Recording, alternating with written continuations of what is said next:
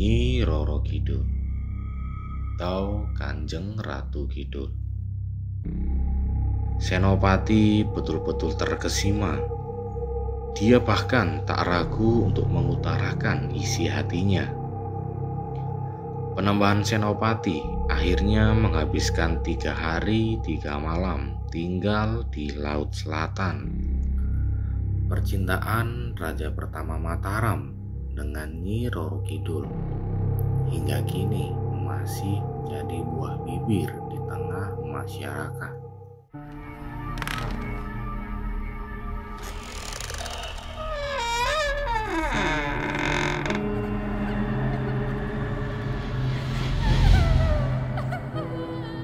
Asa Dua Dunia. Masyarakat Indonesia pasti sangat mengenal dengan sosok Nyi Roro Kidul. Sosok Nyi Roro Kidul dianggap sebagai sosok yang keramat bagi orang di Pulau Jawa. Sosok yang juga dikenal sebagai Ratu Laut Pantai Selatan. Dipercaya memiliki kekuatan yang tak tertandingi di lautan. Kisahnya yang paling terkenal di tanah Jawa adalah percintaannya dengan Penembahan Senopati.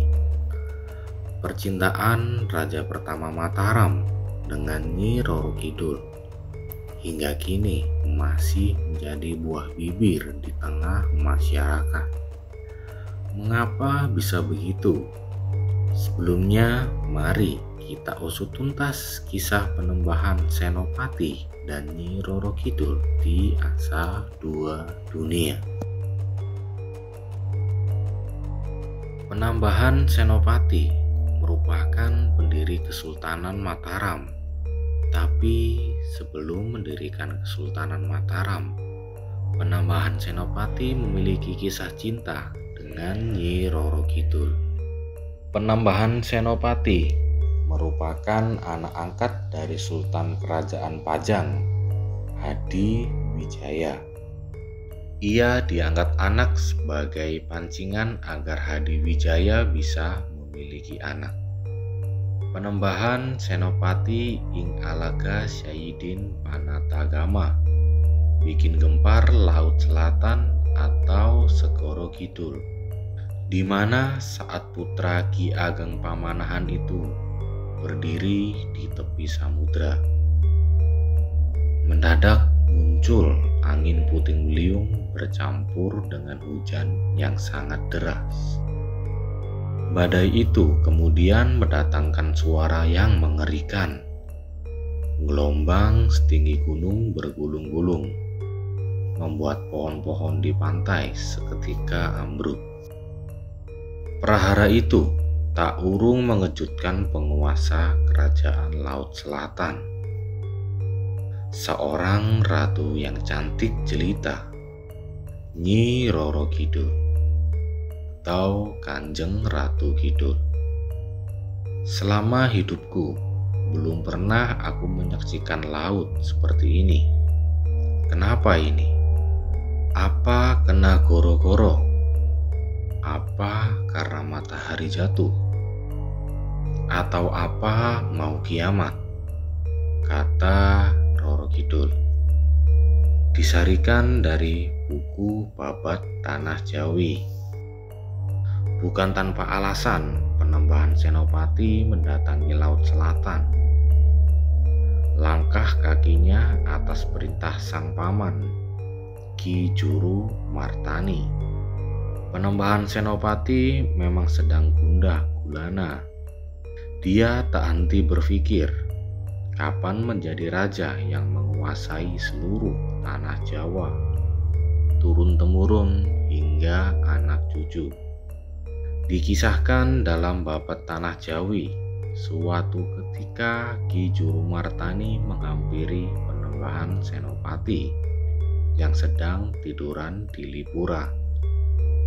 Tiba-tiba jatuh bintang bercahaya di dada keponakannya itu.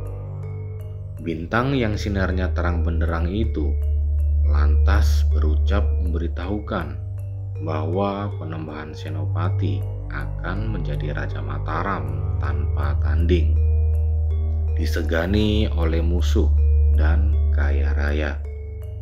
Wangsit dari bintang itu tak urung membuat Raden Bagus Dananjaya atau Raden Ngabehi Saloring Pasar atau nama Penembahan Senopati.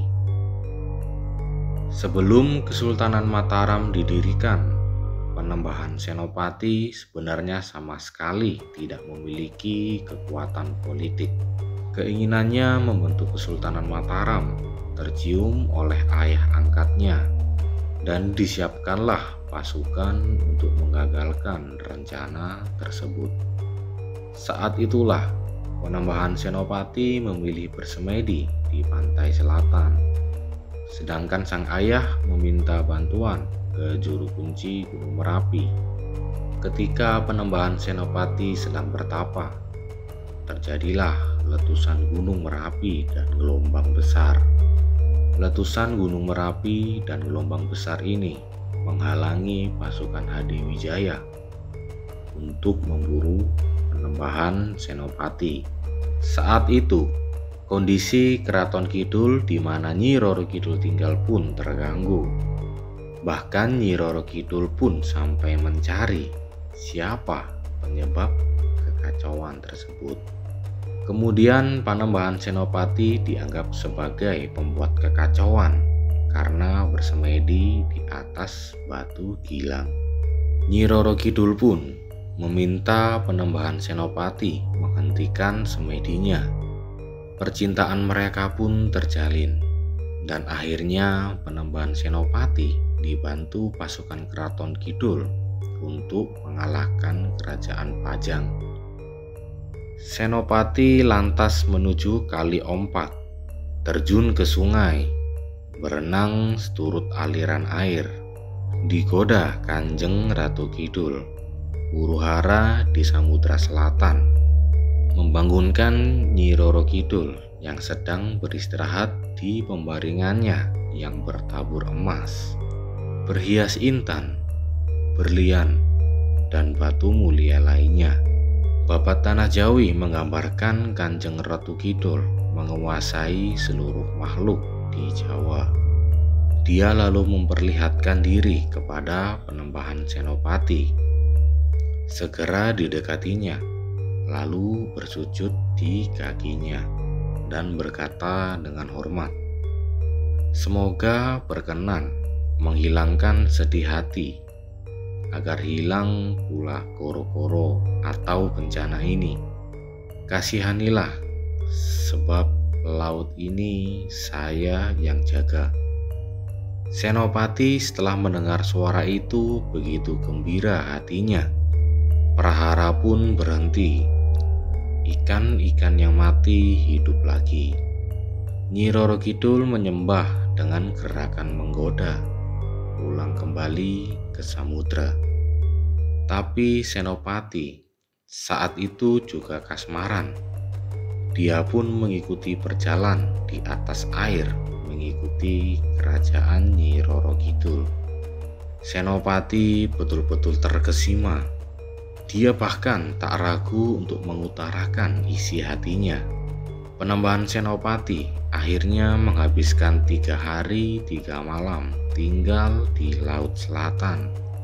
Di sana dia menghabiskan waktu untuk bermesraan dengan Nyi Roro Kidul. Di situ pula dia diberi petunjuk menjadi raja yang mampu menguasai manusia, jin, dan peri. Di sanalah kemudian sejarah Kerajaan Mataram dimulai.